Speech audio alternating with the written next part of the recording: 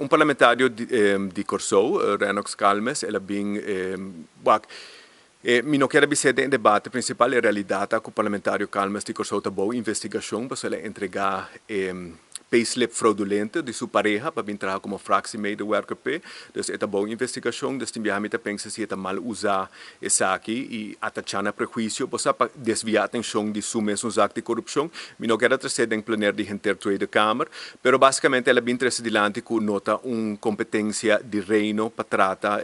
o senador holandês Boris Dietrich, a trazer ponto adiante quizás para tratar a desigualdade para pareja de mesmo sexo dentro do reino, na conferência de reino. Ela tem que rabiar isso que é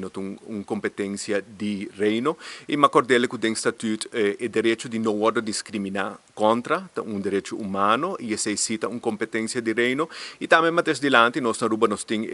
voorstel que nós está trabalhando arriba que o dia 16 de junho está em data para schriftelijk vragen nós espera que nós está logra até ainda prometo recess dus nós está na Corsona que bem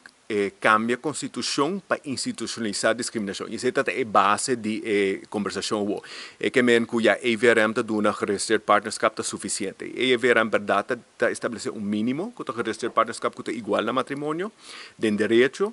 nós não temos na Aruba, não temos na Corsou, pero é caso de Fundação Orgulho e, me agora como chama, Organização de Corsou, ela organa arriba nossa Constituição. Artículo 1 de nossa Constituição está diz que não pode nenhum tipo de discriminação está permissível. E se me dá por explica, senhor Calmes, se você tem uma situação que a minha pareja de sexo oposto tem a opção de quis entre registered partnership ou um matrimônio, mas a pareja de mesmo sexo tem registered partnership só como opção, aceita a discriminação institucionalizada que segura a violação da Constituição de Aruba. É que argumentar que não, mas me quer também parcialmente tem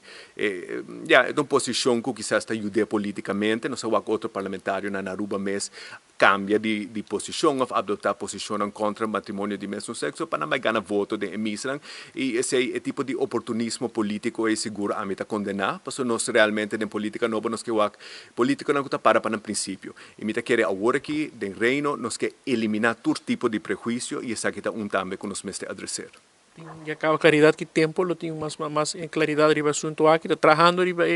iniciativa de lei atende algo riba local de processo de cassação. Dus o processo de cassação está andando, é processo à parte, a iniciativa de lei nós entregar em nada rapport esse man prometo nós sabine, ela vai central da comissão, dus agora que membro do parlamento tem dia 16 de junho para fazer perguntas por escrito arriba a lei, uma vez se não contestar, e ora nós está entregar em NAF, dus a iniciativa membros está entregar em NAF, e ora está queda na presidente do parlamento para chamar a reunião.